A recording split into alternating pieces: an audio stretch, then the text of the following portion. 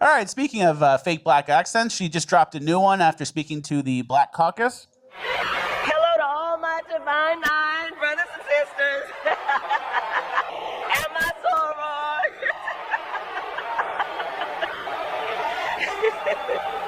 And to all my HBCU brothers and sisters. Yeah. You think someone would maybe have told her about the voice and how it doesn't really come across as authentic, and maybe, you know, don't lean into your own, don't do so many bits? Yeah, she's graduated. Now she's doing the voice and then cackling in between the voice. Brothers and sisters? It's like an undercover brother. She's out of a movie or something. Epstein was working with the Mossad, the CIA, and the MI6, meaning the intelligence communities in the UK, Israel, and the United States. And we're supposed to believe now that Kash Patel and Pam Bondi and Dan Bongino, who've made a living off of screaming about the Epstein case, are now telling us there is no case there to be had. And let me show you one more video, and then I'll get your response to this. Here's Tucker Carlson. Most recently, Tucker Carlson goes bananas over what we're supposed to believe. Listen to what he said. But how can you say that thousands of children were raped, but I'm not going to find out who raped them? Yeah. How can you say that? I agree completely. They said that. By the way, when Pam Bondi went on television and said, I have a videotape of kids getting abused, I followed this case closely, and I know a lot of the people involved, as I've told you. Mm-hmm. I had no idea. I didn't know that. Really? Thousands of children got raped? Yeah. Who raped them? Where are the rapists? Like, why aren't they in jail? What? This is the Department of Justice. Yes. That is so crazy. This is honestly one of the craziest things I've ever seen in my entire life.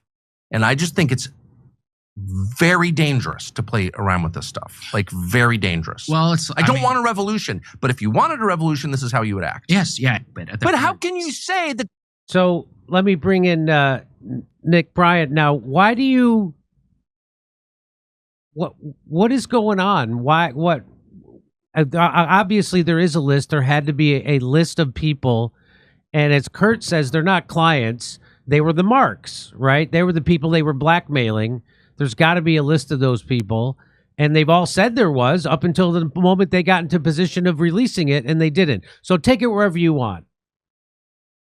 Well, the Palm Beach Police Department is the only law enforcement entity, judicial entity, that has done the right thing by these victims. And they found 23 victims, and they were going to indict Jeffrey Epstein right out of the gate on 4 counts of unlawful sexual activity with a minor and 1 count of lewd and lascivious molestation. And that got taken away from them, and it was given to a grand jury. And I don't know if your listeners are familiar with how grand juries work, but a special prosecutor is chosen for a grand jury, and grand jurors are just citizens that have shown up for grand jury duty, and they've been funneled to, or for jury duty, and they've been funneled to a grand jury. And the special prosecutor shows them the evidence that he deems is reasonable and proves his case and calls the witnesses. So there was a New York Supreme Court justice that his famous quip was, special prosecutors have so much power over grand jurors that they could get them to indict a ham sandwich. And that was the case. Only 2 victims of Epstein were called by that grand jury, and they were skewered. They were called prostitutes. One had been molested by Epstein when she was 14 and she was now 16. And one had been molested by Epstein repeatedly when she was 16. She was now 18. And the special prosecutor was calling them prostitutes. But anyway, Michael Ryder is the real hero in this story. He would not back down. He was the chief of the Palm Beach Police Department. He would not back down. And he went to the Department of Justice and he said, this is the greatest miscarriage of justice in modern times. You've got to do something about it. And the Department of Justice acted like they were going to impanel a grand jury. And then all of a sudden there was radio silence. And what they had done is made a very dirty deal with Jeffrey Epstein, and they had sealed it. And the Crime Victims' Rights Act, the victims of crimes, it's a law that they have to be aware of the adjudication of their perpetrators, and actually they do get to confront their perpetrators. But the feds took this dirty deal and they sealed it. And lawyers representing some of the victims, and the Palm Beach Police Department or the Palm Beach Post appealed it, and it was ultimately unsealed. And what happened was the feds gave blanket immunity to everybody. They named a bunch of perpetrators that have come up, and they gave blanket immunity to everybody, to all the perpetrators. And Epstein had to do 13 months in a county jail. That was the deal. And then when Alexander Acosta, and I'm sure you know about this, when Alexander Acosta was going to be labor secretary, and he's been vetted by the Trump administration, he was asked, why did you go so light on Epstein? He was the prosecutor in Palm Beach. Alexander Acosta was the prosecutor. He was the U.S. attorney overseeing the prosecution. Overseeing the prosecution of Epstein, the only time he's been prosecuted. And go ahead, tell the rest of the story. So he was asked. The Trump administration was vetting him, and he said, why did you go so light on Epstein? And he said, I was told that Epstein was intelligence and that I had to stand down. And he's been confronted with that statement. He's never denied it. And here's where the power comes in. And I've looked into this, talked to some legal scholars. The only two people in the government that can tell a U.S. attorney to stand down are the attorney general and the president. And at that point in 2007, the attorney general was Alberto Gonzales and the president was George Bush too. So, and there's no way that Alberto Gonzales is going to preemptively cover up a nationwide pedophile network. He's going to have to get the okay from his boss, so he knows it's cool. And so that cover up emanated from the loftiest regions of the Bush administration. So, and then every other administration has covered it up since then. So the one time that Jeffrey Epstein was actually prosecuted, it was revealed by Alex Acosta that he was working with intelligence. And now we're told by the Trump administration that he wasn't. He's just some guy, some billionaire guy. We don't know where he got his money. We don't know who he sex trafficked people. By the way, Ghislaine Maxwell's doing 20 years for sex trafficking people to nobody. Apparently she didn't traffic them to anybody. Apparently this was all just Jeffrey Epstein. And if it was just Jeffrey Epstein, why would he have to get himself in with Prince Andrew and Bill Gates and all these other, and Bill Clinton and all these other powerful people? He would just sit on his own island being a pedophile. But that's not what this was. This was an intelligence operation from Israel so that that they can control people and blackmail people. And that's, I mean, this is proof that it's working, is it not, Nick? Isn't this not proof that it's working? The fact that the Trump administration, filled with people who've screamed about releasing the Epstein files, are now in power and they're not doing it? Isn't that proof that Israel has control over them? I would say that's proof of concept. But people have told me a number of, I've been talking about Epstein for years. I started investigating him in 2012. And I think it's a good surmise to say that the Mossad was involved, but I don't see the Mossad compromising American politicians on American soil without the CIA getting a cut of intelligence. Of course. And I've looked into this, and the three bellwethers, as far as countries go and blackmail, are the United States, Israel, and Great Britain. They lead the way when it comes to sexual blackmail honey traps. And so, yeah, go ahead, Kurt, go ahead. Because what's your Franklin scandal book called, Nick? Again, the title? The Franklin scandal, a story of power brokers, child abuse, and betrayal. Okay, so are you familiar with the David Asimov story too? The one in California where Isaac Asimov's kid was running a CP ring, the biggest bust ever in California. They were going to kick it up to the AG, the state, and it was going to be so much worse for him. But then he got a sweet plea deal instead. The AG was named Robert Mueller, and then he became the head of the FBI. Do you know that story? Yeah. Well, it's kind of amazing. I've been in this murky world since I started writing and researching the Franklin scandal in 2002, 2003. And I've also written a book called Confessions of a DC Madam, The Politics of Sex Lies and Blackmail. And it was from the perspective of a guy that ran the largest gay escort service in DC, and the CIA used his escorts to blackmail people. Barney Frank? I'm not Actually, Barney Frank was a frequent flyer of that escort service. And so Americans are very naive about how blackmail plays an integral role in their political system. And it's very unfortunate. And we're seeing blackmail playing out right now, as Jimmy pointed out. It's right there. It's looking us right in the face. And so here, so there's Tucker Carlson saying this is the most mind-blowing thing he's ever seen, which is... Wait, Jimmy, one more thing. Trump, they strung you along. They strung everybody along. Remember, the big, beautiful bill that's going to destroy everything? It's passed. So that's why they can make such a poor lie that's so obvious, because fuck you. They passed that bill. You're fucked. It's done. Yeah. That's why they don't care, and they're saying that. What are you going to do about it? Nothing. Once we get that beautiful golden dome, you're going to do even less. That's right. So here's an interesting take. Our friend James Lee, who we should have on the show. I keep forgetting to invite him on. We should have him on. He does great work. So Tucker, and here's another clip from Tucker Carlson. And Sagar Enjeti comes up with a great theory on why they're lying. So everybody knows they're lying. Everybody knows that Dan Bongino, Pam Bondi, and Kash Patel, and Donald Trump, and they're all lying about Epstein. They know this now. Everybody knows. And so why? So why would they tell a lie that they know everybody knows is a lie? And Sagar has a great theory. Here it is. You have to listen to this exchange between Tucker and Sagar because they expose the exact purpose why the Trump administration has to cover up the Epstein files. The whole thing that this tape shows he didn't kill himself is like a joke.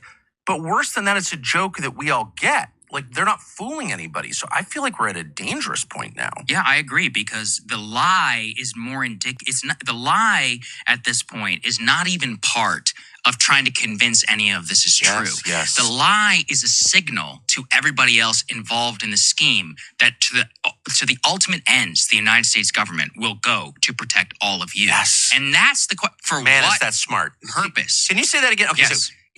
so it's a signal. The lie is not for you and me. The lie is for those implicated to say, no matter what, we will protect you. And then we have to start asking the question, why? As in, what is the purpose of this entire thing? Why does it matter that it happens right before the Israeli prime minister comes to Washington for the third time? So let me bring in Nick. Nick, do you agree with that theory? And take it from there. I definitely think that's part of it. Our system, as I said earlier, and I think that you understand, is rife with blackmail. Rife with blackmail. There was a Senate or a Tennessee federal representative named Tim Burchett who came out last year and said, my colleagues are being caught up in honey traps. This isn't just the KGB. This is happening in America. And what is being protected is powerful men, but what is also being protected is an entire political system. That's the main thing that I think that these guys would be willing to throw some of them to the wolves. Ghislaine Maxwell was thrown to the wolves, but they're protecting a political system. I saw the exact same thing in the Franklin scandal. The Franklin scandal and the Epstein scandal are very, very similar. And when that memo, it's a strange memo that came out on Sunday night, and it wasn't signed by anybody. No one was going to take the fall for signing that memo. But the New York Times, if we wanted indictments, we could get indictments tomorrow. The New York Times had an article in 2019, and it named 6 of Epstein's pimps: Ghislaine Maxwell, Sarah Kellen, Leslie Groff, Adriana Ross, Nadia Marcinkova, and Hallie Robson. The New York Times named those pimps. They called them procurers, but they were actually pimps. So if we really wanted justice, we could indict those pimps on multiple counts of child trafficking, and that's a heavy sentence in the federal system. That's 15 to life. You get Sarah Kellen or Leslie Groff or Adrian or Nadia Marcinkova, you have them look at 10 lifetimes in federal prison, and they're going to roll over on the perps. this could be done. We could start indicting people tomorrow, just with that New York Times article that came out in 2019. Our entire government falls apart if they tell the truth about this, is what it boils down to. And if you read Kathy O'Brien's book, I keep telling everybody to read, you could hear George H.W. Bush and all them talk about what they're doing. By the way, that we just had that Juliet on, that doctor, talking about how they disclosed they really did this. And I didn't even notice. I'm obsessed with it. 2024, they disclosed this is a real program. MK Monarch, often, all those awful things, which Bush is a part of and is definitely connected to the Franklin scandal. They get away with it every time. Reagan had an Epstein named Alfred Bloomingdale in the Vicky Morgan tapes, and nothing happened. Of course they think they can get away with it. They always do. Well, go ahead. Go ahead, Jimmy. No, you go ahead, Nick. And we have to stop them. A government that covers up child trafficking, in the very least, is aiding and abetting child trafficking. And we would never trust an individual who is aiding and abetting child trafficking. So how can we even begin to trust our government? That's a great point. That's committing these heinous crimes. I mean, and we have to, as Americans, we have to draw a line in the sand, and we have to take back our government. And I think that can be done. Some people might think that I'm deluded, but actually I think it can be done. And what's even worse, there are all these victims, and Epstein trafficked underage girls for 25 years, and some of them were younger. The media has settled on 14 years old being the youngest, but actually they're younger than that. And yeah, they've been younger than that. And these guys are psychopaths, and Epstein was a psychopath. Whatever you wanted, they would provide. And the Epstein Victims Compensation Program, 225 women applied for it, and 150 were given offered settlements, and 12 did not accept the settlements, and 138 did, because if you got money from the Epstein Victims Compensation Program, you had to sign an NDA that you would not go after any of your other perpetrators.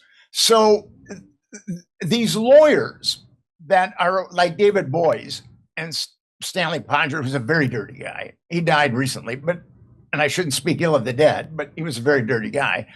And so you had these really sleazy lawyers overseeing the Victims Compensation Program. And I've been involved in the child trafficking field for a number of years, and I've spoken at a number of conferences. The National Center on Sexual Exploitation has a global summit every year. I've spoken at 3 of those, and I've gotten to know a number of therapists that work with kids or kids that had been sexually trafficked. And I've talked to 2 of them, and one of them is an eminent psychologist. I mean, she's really eminent in this field. And I talked to another therapist who's a very good therapist, and they told me that they were counseling Epstein victims that had been trafficked when they were under 10 years old. And they helped those kids try to get a settlement from the Epstein Victims Compensation Program, and the Epstein Victims Compensation Program wouldn't give them a settlement. And they really feel it's because their clients were under 10 years old when they were trafficked. And that goes against the mainstream narrative. And the mainstream media has been as guilty with this as the government, to tell you the truth. You have to control them too, or how could you run a massive child trafficking sex network if you don't control the major outlets? And they're all part of the CIA. It's all intel. They're all the same thing. They call it, what do they call it now? The rules-based post-World War II order. The New World Order, the thing Poppy Bush used to talk about. That's what they're all together on. They said it. It's not secret. So let me just see what else James Lee has to say here. A lot of noticing going on in that last part, and the timing of that, definitely not a coincidence. I mean, it's basically undeniable at this point that this story is about intelligence, specifically Epstein's ties to a certain foreign intelligence. And that's why we have to keep asking about Epstein, because our national sovereignty is literally at stake here. So that's the part that people. So we're going to get to that. In fact, I'm going to get to that. I have another. Let me just play one more thing for you. So here's what Pam Bondi used to say about the Epstein list. DOJ may be releasing the list of Jeffrey Epstein's clients? Will that really happen? It's sitting on my desk right now to review. That's been a directive by President Trump. I'm reviewing that. I'm reviewing JFK files, MLK files. That's all in the process of being reviewed because that was done at the directive of the president from all of these agencies. So have you seen anything that you said, oh my gosh? Not yet. Not yet. She hasn't seen it. So I'm going to play one more clip of Tucker Carlson kind of reacting to this whole situation and Pam Bondi and their completely lame lie that no one believes. Let's say the so-called Epstein files released with many of the influencers, there was outrage at every step. So they're not stupid. But how can you say that thousands of children were raped, but I'm not going to find out who raped them? Yeah. How can you say that? I agree completely. They said that. By the way, when Pam Bondi went on television and said, I have a videotape of kids getting abused, I followed this case closely, and I know a lot of the people involved, as I've told you. Mm-hmm. I had no idea. I didn't know that. Really? Thousands of children got raped? Yeah. Who raped them? Where are the rapists? Like, why aren't they in jail? This is the Department of Justice. Yes. That is so crazy. This is honestly one of the craziest things I've ever seen in my entire life. And I just think it's very dangerous to play around with this stuff. Like, very dangerous. Well, I don't want a revolution, but if you wanted a revolution, this is how you would act. So what do you think he's saying there, Nick, about if you wanted a revolution, this is how you would act? Well, we're watching this play out, and the entire populace at this point knows that our government is covering up child trafficking. And it's obviously a systemic problem within our government. And it's obviously, I think, been going on a very long time.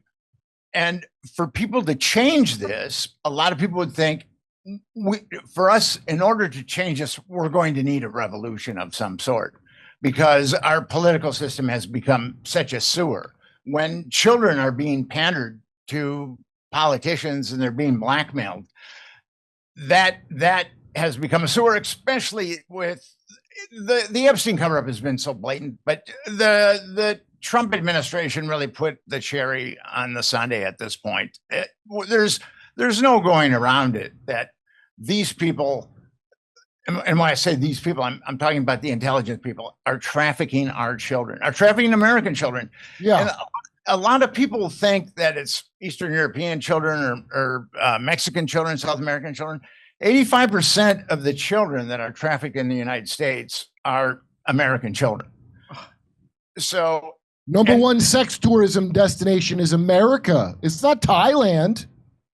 And from the perspective of survivors, this is why we have to fix it. According to the Centers for Disease Control, 25% of underage girls and 5% of underage boys have been molested.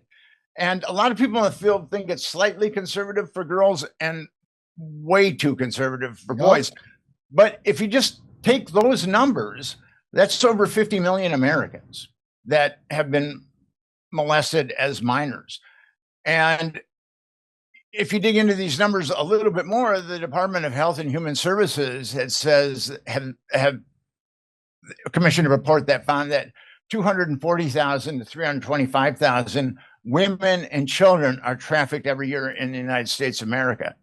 Now, here is where the problem is. I mean, that's a huge problem, but according to the 2023 Federal Human Trafficking Report, only 664 individuals were charged with child trafficking last year. So you've got millions of Americans that have been molested, and then you've got millions of Americans that have been trafficked, and last year 664 individuals were charged with child trafficking. And you've got millions of hours of child abuse material on the internet, and last year 1,375 individuals in the United States were charged. And this is where the rubber meets the road, because we've got millions of child sexual abuse victims in the United States. And if we allow the Justice Department to be unresponsive to victims in the Epstein case, a proven trafficking case, that sends a message to millions of victims that they have no voice and they will never have a voice and they have no hope for justice. And that's why this has to be fixed for a number of reasons. It has to be fixed because our government is turned into a cesspool, but it has to be fixed for these survivors so they can feel that they have hope and they can have a voice. Yeah, most of the people, a huge number, the numbers are crazy high. Barry Crimmins, when I went to him, and Barry was the guy that got AOL to stop their 3 strikes and you're out system for CP. Yeah, for to go testify in front of Congress. Bobcat made that documentary about it. The numbers are crazy. Think of the ripple effects through society just from that. Just the sheer amount of crimes and other awful stuff. That's all because of that. You know, like it's a major thing. And then they're going to have like another Me Too or something. And then when you say, hey, kids are getting trafficked, that's a conspiracy. Even though it's the same, they're going to go watch a true crime documentary on Hulu about how every single institution ever has done this. Nickelodeon, Disney, all. Did people ever put that together when they watch this ghoulish true crime that every institution you ever heard of is deeply involved in this? So let me play this one last clip of Tucker. I can't remember what it is, so let me just play it. Well, the camera's footage doesn't even, first of all, it ends before they take his body out. Right. Why can't we see that? Yep. And the angle on it is absurd. Yeah. But the real question, just not to be pedantic, but the real question is, who are the other inmates on that cell block? So no one came in or out of the cell block. I think that's fair. It was the most secure cell block in that federal lockup in Manhattan. But who are the other inmates? And I went to Department of Prisons, which is part of DOJ, and asked, like, what are their names? Oh, we can't for privacy reasons. Really? These are people who can't vote or own a firearm? Yes. You know, for the rest of their lives, but somehow they've got like a HIPAA law or something around who's a federal inmate? Fuck you, actually. Yeah. Sorry. It made me so mad because, of course, if Epstein was murdered, and it's very clear that he was murdered by another inmate. That's right. And we know that a bunch of them were transferred out of that unit right after he died. Who were they? Where are they now? Mm-hmm. Like, why can't we get an answer to that question? So the whole thing that this tape shows he didn't kill himself is like a joke. But worse than that, it's a joke that we all get. Like, they're not fooling anybody. So I feel like we're at a dangerous point now. Yeah, I agree, because the lie is more in. So you think, Nick, do you think it was another inmate who they, obviously they got an inmate to kill him, right? What do you think, Nick? That's entirely possible. It's really hard to know. That videotape that was released, I mean, that's just another joke. The whole thing is a joke that isn't funny. And Epstein got too big for his britches. I think Maxwell was reasonable, and she would eat some time. She's already in a dormitory. She's been given privileges that other inmates don't get for years. And she's been taken, and it would really, really be egregious if Donald Trump gave her a pardon. I really hope that doesn't happen. So, do you think she's actually in? You think she's actually in? You think she's actually in prison? Like I speculated that. How do we even know she's in prison? I have a tendency to believe that she's in a minimum security prison in a dormitory. Okay. Yeah. I mean, that's what's been reported, and that wouldn't surprise me at all.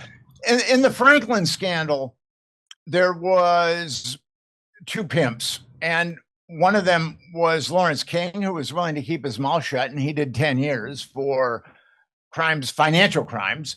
And Craig Spence wasn't willing to keep his mouth shut because he was smoking too much coke, and he died mysteriously of suicide. And I think we see the same thing with Diddy. Is that Diddy? You cannot be a blackmailer if there's a lot of media on you. And when Diddy was indicted, there was 5 cases that were pending against him. And Damian Williams is the U.S. Attorney for the Southern District that covered up the Maxwell trial. Yep. And he also oversaw the Diddy grand jury. So you see, and William Barr covered up the Franklin scandal when he was Bush 1's attorney general, and he covered up the Franklin scandal when he was Trump's initial attorney general. So you see these guys getting recycled that are really, really dirty. And that's, and I don't know if they're compromised. I don't know if they'll sell their grandmother for power. I don't know if they're threatened, but they keep getting recycled. So do you And we think- saw that with Damien Williams? So Does this remind anybody of Gary Webb shooting himself twice in the head? So what that Do you think was? that's not a message to everyone? Yeah, so that the- we're going to say it's suicide and screw you if you think it's not? Exactly right. So just like the lie isn't for us, the lie that there's no Epstein scandal, there's no list, he wasn't working for intelligence and he wasn't blackmailing people. That lie, as Sagar and Jetty said, wasn't for us. That's for the rest of the people to go, hey, the government is going to go all out and cover up for you. Don't worry about it. Right? And so do you think, let me ask you this, Nick, do you think the Diddy prosecution came about because there were so many, like you said, there was already 5 cases of people suing him and they were afraid that this would come out. So they had to preempt all that and come in and kind of wash him clean, which is what that trial actually did. It kind of, no, we've looked into it. There's nothing to see here. We got him on 2 small counts. And so what do you